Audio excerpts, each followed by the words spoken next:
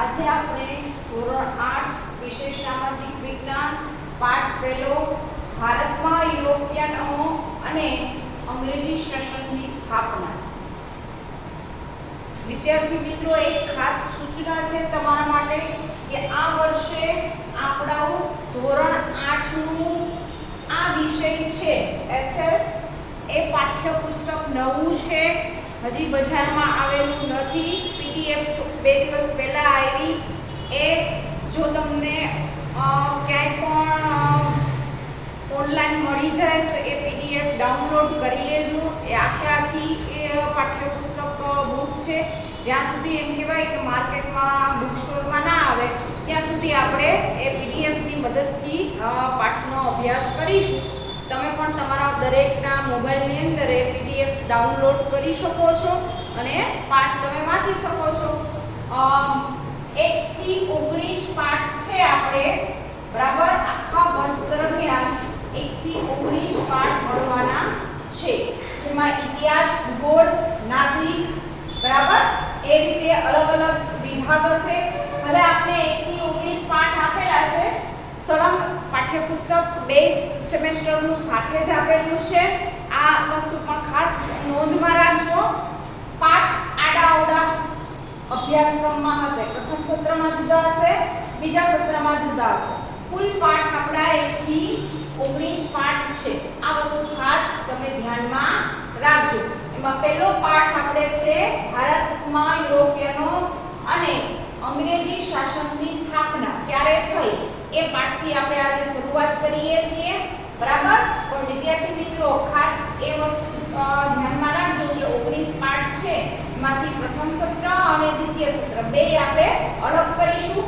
પાઠ જે રીતે વિડિયો આવતા જાય એ રીતે પ્રથમ સત્રના અને દ્વિતીય સત્રના એમ અલગ અલગ આપણે વિભાગ પાડી દેશું, બરાબર. પહેલો પાઠ છે ઇતિહાસનો, આ પ્રથમ સત્રમાં છે, બરાબર. તો આપણે પહેલા પાઠથી આજે શરૂઆત કરીએ કે ભારતની અંદર હવે વિશ્વમાં એમ કહેવાય કે આજથી તમે વિચારો કે જ્યારે 15મી સદીની શરૂઆત થઈ હતી એ સમયનો સમય કેવો હતો, બરાબર. એ સમયમાં લોકો કેવું જીવન જીવતા હતા, રોજગાર ધંધો કઈ રીતે કરતા હતા, એ બધી જ વસ્તુઓ ઉપર આપણે નજર નાખીએ અને એ સમયની ભારતની આપણે પરિસ્થિતિ જોઈએ તો આપણે એ વસ્તુ જોવા મળશે કે એ સમયે બાકીના દેશોની સરખામણીમાં એમ કહેવાય કે ભારત છે એ સમયમાં ખૂબ જ ધનાઢ્ય દેશ તરીકે નહીં પણ એક સારી એવી છાપ બીજા દેશોમાં હતી કે અહીંયા ખાદ્ય સામગ્રીથી માંડી અને ઉદ્યોગ ધંધા આ જે પણ એમ કહેવાય કે પાયારૂપ હતા, ખેતીનો વ્યવસાય થતો હતો, સારા પાકો થતા હતા, બરાબર. એ બધી જ વસ્તુ જે સારા મરી મસાલા છે એનું ઉત્પાદન આપણા ભારતમાં એ સમયમાં સારામાં સારું થતું હતું અને એ મરી મસાલાની એમ કહેવાય કે વિદેશોની અંદર માંગ વધારે હતી, બરાબર. એ સદીની અંદર એમ કહેવાય કે આપણો ભારત દેશ ખૂબ જ પ્રસિદ્ધિ થયેલો એ સમયમાં ગણાય છે. સમૃદ્ધિ, આર્થિક સમૃદ્ધિ આપણે જોઈએ તો આપણી એ સમયની અંદર ટોચ ઉપર હતી, બરાબર. આપણા કારીગરોની જે એમ કહેવાય કે કલા દ્વારા જે વસ્તુઓ બનાવવામાં આવતી એ વસ્તુ વિદેશમાં પણ એમ કહેવાય કે બહુ જ માંગ હતી. ખાસ કરીને રેશમી કાપડ છે, બરાબર, સુતરાઉ કાપડ છે, એ વિદેશની અંદર એ બધી જ વસ્તુઓ એમ કહેવાય કે એ સમયની અંદર ખૂબ જ માંગ હતી. એ ઉપરાંત આપણે જોઈએ કે વેપારીઓ, યાત્રીઓ આવતા રહ્યા ભારતની અંદર. એ સમયની અંદર અલગ અલગ જાતના, બરાબર. આપણે અત્યારે પણ જોઈએ છીએ કે આપણા દેશમાં કોઈ એવી બંદિશ નથી કે ભાઈ આ જ જાતિના લોકો હોવા જોઈએ, હે. અને આજથી 15મી સદી જ્યારે ચાલતી હતી એ સમયે એવી કોઈ એવી પર્ટિક્યુલર બાંધછોડ હતી નહીં કે ભાઈ આ જ જાતિના લોકો રહી શકે ભારત, હે. એવું બહુ ભાગ્ય હતું. રાજા રજવાડાઓ હતા, બરાબર. લોકશાહી નહોતી એ સમયે, પણ ત્યારે પણ એમ કહેવાય કે આપણે કહી શકીએ છીએ કે ભાઈ એવી કોઈ બંદિશ હતી નહીં. એ સમયે પણ ઘણા એમ કહેવાય કે બહારથી આવીને યાત્રાળુઓ છે, વેપારીઓ છે, વેપાર કરવા અર્થે, બરાબર, અલગ અલગ જાતિના લોકો આપણા ભારતમાં આવીને એ સમયની અંદર રહી ચૂક્યા છે, વ્યવસાય કરી ચૂક્યા છે, ધંધો રોજગાર કરી ચૂક્યા છે. શું કામ કે ભારત દેશની એમ કે ભાઈ એ સમયની સમૃદ્ધિ ટોચ ઉપર હતી. એ સમયનો જે સમયગાળો છે એ આપણે જોઈએ તો એ સમયની અંદર સારામાં સારી વસ્તુઓ બનાવવા માટે પણ આપણે સક્ષમ હતા એવું આપણે કહી શકીએ છીએ. ખાસ કરીને એ સમયમાં એમ કહેવાય કે ભારત દેશ છે એ હડપીય સભ્યતાથી વિશ્વના વિવિધ ભાગો સાથે ભારત વાણિજ્ય અને સાંસ્કૃતિક સંબંધો રહ્યા છે. આખા વિશ્વ સાથે આપણા સંબંધો કેવા છે? વેપાર વાણિજ્ય. આપણે આખા વિશ્વ સાથે વેપાર સાથે જોડાયેલા છે. બરાબર? કોની સાથે? તો વિશ્વ. આખા વિશ્વમાં આપણે વેપાર વાણિજ્ય આજથી 15મી સદીથી એમ કહેવાય કે ભાઈ આપણે વેપાર કરતા આવીએ છીએ. સંસ્કૃતિના કારણે પણ એમ કહેવાય કે ભારત દેશ આખા વિશ્વમાં ભાઈ જાણીતો છે. શું કામ? કે ભારત દેશની સંસ્કૃતિ વિવિધતાવાળી છે. બરાબર? કઈ કઈ વિવિધતા છે એ બધી જ તમે નાના ધોરણની અંદર ભણીને આવી ગયા છો. બરાબર? છઠ્ઠા સાતમામાં આપણે એ બધી જ વિવિધતાઓથી પરિચિત છીએ કે આપણા ભારત દેશમાં વિવિધ જાતિના લોકો વસે છે, વિવિધ ધર્મો પાળતા લોકો વસે છે. બરાબર? વિવિધ કલા ક્ષેત્રે લોકો એમ કહી શકીએ કે ભાઈ નિપુણ છે. સાહિત્ય હોય કે સંગીત કલા હોય, બીજી કોઈ પણ કલા ક્ષેત્રે આપણે જોઈએ તો ભાઈ એની અંદર આપણે ભારત દેશની અંદર ખૂબ જ આપણો દેશ આગળ છે એવું કહી શકીએ છીએ. આજથી 15મી સદીની અંદર એમ કહેવાય કે નવજાગૃતિ અને ભારતના ઇતિહાસને કોઈ સંબંધ ખરો ભારતમાં 15મી સદીથી શા માટે યુરોપિયનો આવ્યા તે સમજવાનો આપણે પ્રયત્ન કરીએ કે ભાઈ 15મી સદીથી જ ભારતમાં યુરોપિયનો આપણા દેશમાં કેમ આવ્યા? ભાઈ એનું પાછળનું કારણ શું છે? કયા કયા કારણો જવાબદાર છે? બીજો જ આપણો પોઈન્ટ છે ભારતમાં યુરોપિયન પ્રજાનું આગમન થયું એના પાછળના કારણો કયા કયા હતા એવું તમને પ્રશ્નની અંદર પૂછવામાં આવે તો પણ આપણે યાદ રાખવાનું છે કે ભાઈ 15મી સદી શું કામ પસંદ કરી? એની પાછળનું શું એવું કારણ છે કે જેના કારણે એમ કહેવાય કે યુરોપિયન પ્રજા આવી? ખાસ કરીને આપણે જોઈએ તો ઈસવીસન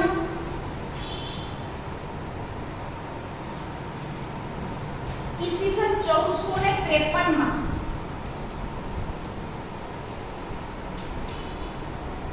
તુર્કોએ કોન્સ્ટેન્ટિનોપલ જીત્યું. કોણે? તુર્કો નામની જાતિ એ સમયે ભારતમાં આવી હતી અને એણે કોન્સ્ટેન્ટિનોપલ નામનું એક એમ કહેવાય કે સ્થળ છે એ સ્થળ એમણે જીતી લીધું હતું. આપણે ખબર જ છે કે પહેલાના સમયની અંદર પોતાનો વિસ્તાર વધારવા માટે અલગ અલગ રાજા રજવાડા જે બી હતા અથવા તો ભાઈ જાતિ લઈ લો. બરાબર? તુર્કો કે યુરોપિયન પ્રજા લઈ લો, અંગ્રેજો લઈ લો, પોર્ટુગીઝ લઈ લો, એ પોતપોતાનો વિસ્તાર વધારવા માટે શું કરતા હતા? તો ભાઈ યુદ્ધ કરતા હતા. એ સમયમાં યુદ્ધ ને લડાઈ ને એ વસ્તુ વારંવાર થતી હતી. શું કામ? કે પોતાની સ્થિતિ મજબૂત કરવા કે ભાઈ અમે સૌથી શક્તિશાળી છે, અમારી પાસે લશ્કર છે, બધી જ વસ્તુઓ એમ કહેવાય કે ભાઈ સંપૂર્ણ રીતે આપણી પાસે છે એવી એ શક્તિશાળી છે એવું બતાવવા માટે એમ કહેવાય કે આ વસ્તુ વારંવાર થતી હતી. બરાબર? એ સમયે એમ કહેવાય કે યુરોપ વચ્ચેના વેપારના માધ્યમનું તે મુખ્ય મથક હતું. હવે યુરોપ સાથે આપણે વેપાર કરીએ એના માટેનું મુખ્ય મથક કયું હતું એવું પૂછવામાં આવે તો ભાઈ યુરોપ સાથેનું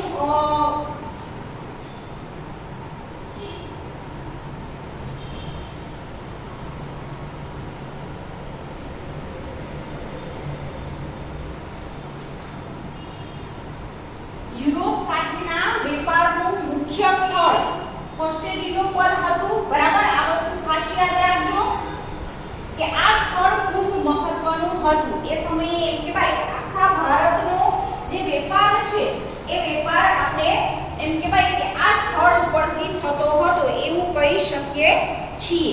બરાબર? શેના માટે? તો વેપારનું માધ્યમ એ હતું. બરાબર? તુર્કો તુર્કોએ એમ કહેવાય કે આ જીતી લીધું પછી યુરોપ અને વિશ્વના પશ્ચિમના દેશોમાં ભારતનો માલ જતો બંધ થયો. તુર્કોએ આ સ્થળ જીતી લીધું પછી એમ કહેવાય કે પશ્ચિમના જે દેશો છે એની સાથે અને યુરોપિયન પ્રજા સાથેનો વેપાર આપણો બંધ થઈ ગયો. બરાબર, જેના કારણે એમ કહેવાય કે આખા વિશ્વની અંદર આપણે જે માલ સામાનની એવું નથી કે અત્યારે જ આયાત નિકાસ કરીએ છીએ. બરાબર, આપણો જે માલ છે, જે ઉત્પાદન છે એ સમયની અંદર પણ એમ કહેવાય કે ત્યાં મોકલવામાં આવતું હતું. એ વસ્તુ ભાઈ અહીંયા તુર્કો જીતી લે છે, એ સ્થળને એમ કહેવાય કે ભાઈ એ લોકો જીતી લે છે એટલે આપણો વેપાર બંધ થઈ ગયેલો આપણે જોવા મળે છે. પછી એમાં આપણે જોઈએ કે ભાઈ કઈ કઈ વસ્તુઓનો વેપાર કરતા હતા. તો મેં તમને પહેલા જ કીધું કે રેશમી કાપડ છે, મરી મસાલા છે, તેજાના છે, બરાબર, એ ઉપરાંત અફીણ છે, એવી સુરખો છે, ઇમારતી લાકડું છે, સુતરાઉ કાપડ છે. આ બધી જ વસ્તુઓનો એ સમયે ખૂબ જ એમ કહેવાય કે સારામાં સારો વેપાર થતો હતો. એ બધું જ ઉત્પાદન ક્યાં થતું હતું? આપણા ભારત દેશની અંદર. અને એ બધી જ વસ્તુઓની માંગ વિદેશની અંદર ખાસ આપણે જોવા મળે છે. યુરોપના દેશની અંદર આ વસ્તુની એમ કહેવાય કે પશ્ચિમના દેશોની અંદર આ બધી જ વસ્તુઓ ખૂબ જ એ સમયની અંદર અત્યારે વર્તમાનમાં પણ એ જ વસ્તુઓની માંગ વધારે છે. બરાબર, વિદેશની અંદર અત્યારે પણ એમ કહેવાય કે ભાઈ એ બધી જ વસ્તુઓ આપણે મોકલીએ છીએ. બરાબર, કે જેની આપણે ઊંચી કિંમત મળી શકે છે. સારામાં સારી વસ્તુઓ છે, મરી મસાલા, તેજાના, એ બધું જ આજે પણ વર્તમાનમાં પણ ત્યાં આપણે મોકલીએ છીએ. બરાબર, પણ એ સમયની અંદર પણ ભાઈ વેપાર થતો હતો એવું આપણે કહી શકીએ છીએ. પછી એક તમને પીડીએફ ની અંદર જોશો તો એક આખો નકશો આપ્યો છે. બરાબર, કે યુરોપિયન પ્રજા છે એ કઈ કઈ રીતે ભારતમાં આવી અને એને સ્થાન પોતાનું મજબૂત કર્યું. તો એ દુનિયાનો નકશા જેવું જ દોરીને આપણે નકશામાં સમજાવેલું છે. તો ખાસ કરીને પીડીએફ ની અંદર એ તમે જોઈ લેજો, નકશો અભ્યાસ કરજો કે ભાઈ કેપ ઓફ ગુડ મુશીર છે નકશાની અંદર. દુનિયાનો નકશો જોશો એમાં કેપ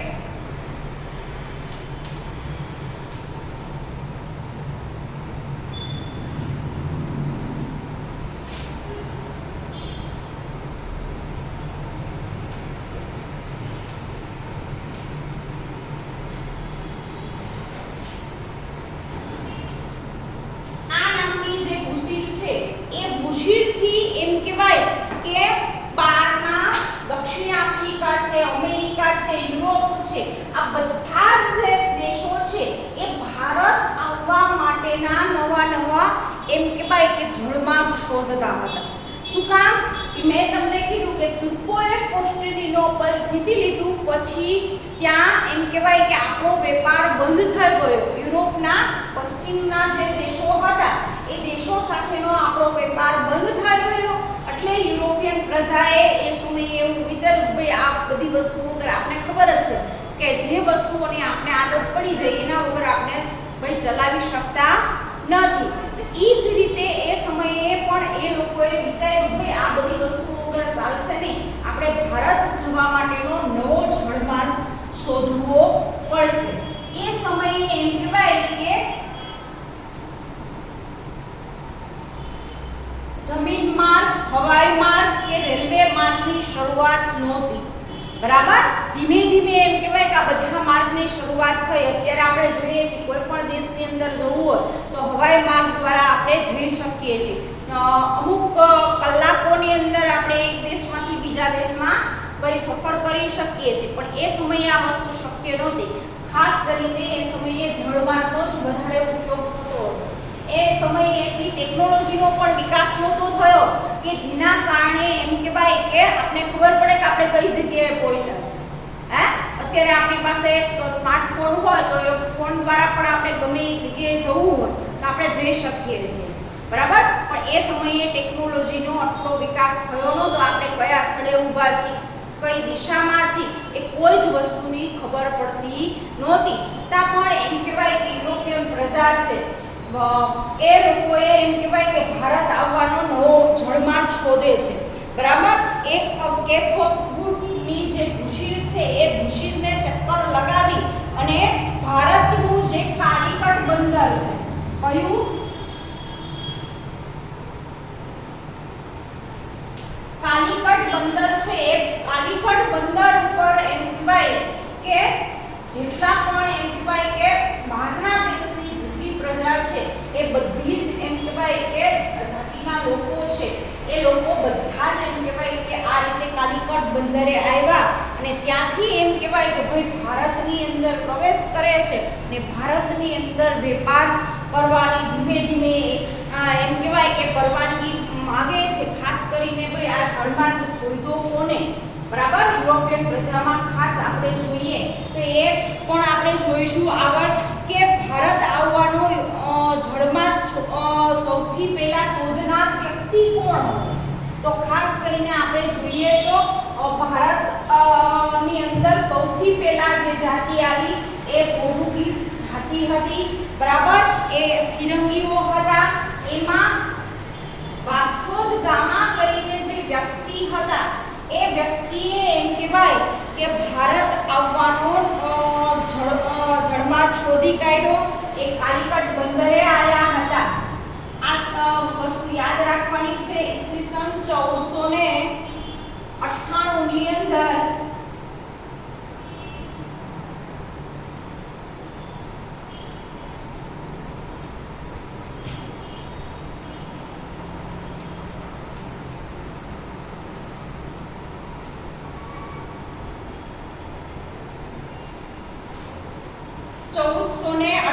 ની અંદર વાસ્કો દ ગામા છે ક્યાં આવે છે? કાલિકટ બંદરે.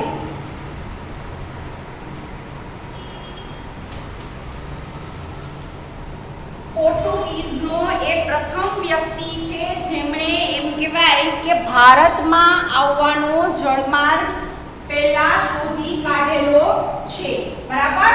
અને વાસ્કો દ ગામા એ વ્યક્તિ કાલિકટ બંદરે આવ્યો અને ત્યાં એમ કહેવાય કે કાલિકટના રાજા સામુદ્રિક રાજા હતો એ રાજા પાસેથી પોર્ટુગીઝોએ મરી મસાલાનો વેપાર કરવાની પરવાનગી માંગી, બરાબર. કાલિકટની અંદર જે એ સમયે મેં તમને કીધું કે રાજા રજવાડાઓ હતા તો એ રાજા રજવાડાઓ પાસે એ સમયે ભાઈ મને પરવાનગી આપો કે હું ભાઈ આ મરી મસાલાનો વેપાર કરી શકું, રેશમી કાપડનો વેપાર કરી શકું, સુતરાઉ કાપડનો વેપાર કરી શકું.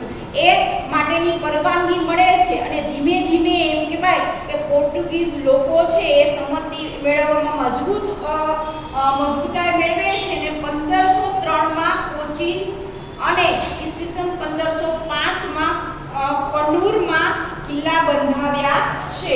કોણે? પોર્ટુગીઝે.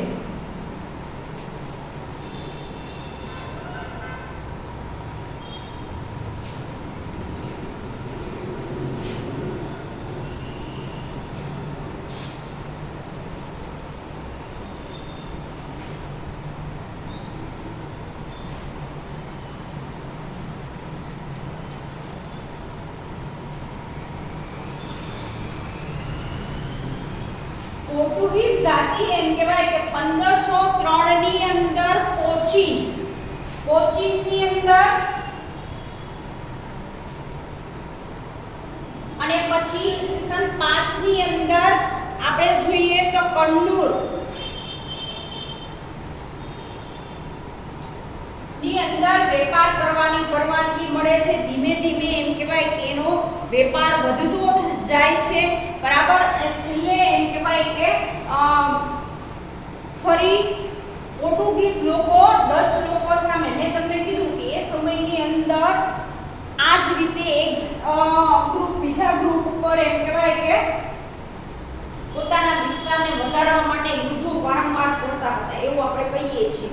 તો એ સમયે આ જ વસ્તુ પોર્ટુગીઝો સાથે જોવા મળી. ભાઈ એને વેપારને એ બધું કરી લીધું પણ જ્યારે ફરી ડચ લોકો આવે છે તો ભાઈ ડચ લોકો સામે એમ કહેવાય કે ભાઈ એ વસ્તુ ટકી શકતી નથી. હવે ઈસવીસન એમ કહેવાય કે પોર્ટુગીઝની જેમ હોલેન્ડના ડચ લોકો ક્યાંના હતા એવું તમને પૂછવામાં આવે તો આપણે ખાસ યાદ રાખવાનું છે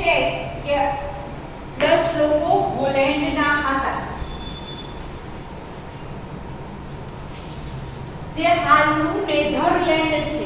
અત્યારના નકશામાં જુઓ તો આ જગ્યાને નેધરલેન્ડ તરીકે પણ ઓળખાય છે. ડચ લોકો ત્યાંના વતની હતા. એવું આપણે સ્પષ્ટ એક બે વાક્યના પ્રશ્નો પૂછાય તો એની અંદર લખી શકીશું. બરાબર. એ ઉપરાંત ડચ લોકો એમ કહેવાય કે વેપારમાંથી નફો મેળવતા ભારત તરફ આવવા આકર્ષિત થયા હતા. થોડો ઘણો વેપાર થયો જેના કારણે એમ કહેવાય કે એને થયું કે ભારતમાં જઈને આપણે વેપાર કરીશું તો ભાઈ આપણે વધારે નફો મેળવી અને વધારે પૈસાની લાલચે એમ કહેવાય કે ડચ લોકો છે ભારત તરફ આકર્ષણનું કેન્દ્ર બન્યા. એની પ્રજાને એમ થયું કે ભાઈ આપણા દેશ કરતાં ભારતમાં વધારે આપણે પૈસા મળશે, વધારે સારી વસ્તુ મળશે તો એ વસ્તુ આપણે ખરીદી અને આપણા દેશમાં વેચશું તો ભાઈ આપણે વધારે નફો મળશે. એવી લાલચે એમ કહેવાય કે એ લોકો આકર્ષણનું કેન્દ્ર બને છે. સૌપ્રથમ તેમણે શ્રીલંકા પર ઈસવીસન 1658 ની આસપાસ આક્રમણ કર્યું હતું. ડચ લોકોએ ત્યાં નકશાની અંદર તમે જુઓ તો નીચેનો જે અહીંયા ભાગ છે ત્યાં શ્રીલંકા આવેલું છે. બરાબર. આ ભાગ ઉપર એમ કહેવાય કે એ સમયે આક્રમણ કરે છે ઈસવીસન 1658 ની અંદર.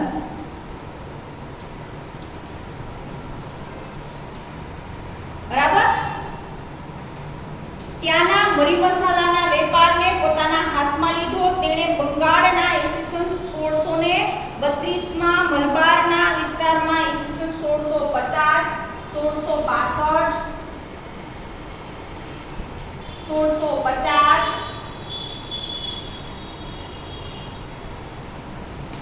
તમે જો 58 59 60 61 62 પછી 1650 સુધી એમ કહેવાય 1658 થી 32 સુધી એમ કહેવાય કે સતત આ વસ્તુ ચાલ્યા કરી. એક જગ્યાએથી બીજી જગ્યાએ, બીજી જગ્યાએથી ત્રીજી જગ્યાએ એમ કહેવાય કે વેપાર અર્થે એ લોકો ફરતા રહ્યા અને પોતાની નફો કઈ રીતે પોતાને થાય એવું જ એ લોકો વિચારતા હતા. એના પછી આપણે આવે છે ડચ લોકો, પછી ડેનિશ પ્રજા. ડેનિશ પ્રજા છે એ ડચ ઉપરાંત ડેનમાર્કની ડેનિશ પ્રજા પણ ભારતમાં આવી હતી. એને પણ કયા અર્થે તો ખાસ કરીને આ બધી જ પ્રજા છે એ એમ કહેવાય કે બધી જ વેપાર અર્થે આપણે જોવા મળે છે. બરાબર. એ સમયમાં મેં તમને કીધું કે ભારત ખૂબ જ સમૃદ્ધ હતું, સારું એવું ઉત્પાદન કરતું હતું. એના કારણે ભારતમાં ડેનમાર્કની એ ડેનિશ પ્રજા પણ આવી હતી. બંગાળના એમ કહેવાય કે સોલંપુરમાં કોઠીની સ્થાપના કરી હતી. એ સમયે કોઠીઓ સ્થાપતા હતા. બરાબર. આપણે અત્યારે એને ઓફિસ નામ આપીએ છીએ. કોઈ પણ કાર્યાલયમાં જાઓ ભાઈ આ કાર્યાલય ક્યાં આવેલું છે અથવા તો આપણે એવું કહીએ છીએ કે આ ઓફિસ ક્યાં આવેલી છે. પણ એ સમયની અંદર દરેક જાતિના લોકો પોતાની કોઠી સ્થાપતા હતા અને એ કોઠીના આજુબાજુના વિસ્તારની અંદર વેપારથી માંડીને જે પણ વસ્તુ હોય એની દેખરેખ રાખવાનું આખું જ જે કામ છે એ એમ કહેવાય કે પોતાના અંડરમાં લઈ લેતા હતા. ધીમે ધીમે ધીમે એમ કહેવાય કે આપણી પ્રજાના હાથમાંથી એ આપણી પ્રજાને એક નોકર તરીકે કામ કરાવતા હતા અને મહેનતાણું બહુ નહિવત પ્રમાણમાં એ સમયમાં આપતા હતા અને પોતાનું કામ કઢાઈ લેતા હતા. આ રીતે ભારતમાં એ સમયે એમ કહેવાય કે અલગ અલગ જાતની ઘણી બધી પ્રજાઓ આવી અને એ સમયની અંદર વસવાટ કરી ચૂકી છે. આ વિડીયોની અંદર અહીંયા સુધી રાખીશું વિદ્યાર્થી મિત્રો. ખાસ સૂચના છે બરાબર, જ્યાં સુધી પાઠ્યપુસ્તક ના આવે ત્યાં સુધી મોબાઈલની અંદર PDF ડાઉનલોડ કરી લેજો પાઠ્યપુસ્તકની અને વિડિયો જોયા પછી PDF ની અંદર તમે પાઠનું એકવાર વાંચન કરી અને પછી જ વર્કશીટ લખવાનું ચાલુ કરજો. બરાબર. વર્કશીટ આવે તો ભાઈ પાઠ્યપુસ્તકની PDF ની મદદથી તમે વર્કશીટના પ્રશ્નોના જવાબ લખી જ શકશો. બરાબર. તો આ વસ્તુ અહીંયા સુધી આપણે આ વિડિયોની અંદર રાખીએ છીએ. આગળના વિડિયોની અંદર આગળના પાઠના બધા જ મુદ્દાઓની ચર્ચા કરીશું. નમસ્તે.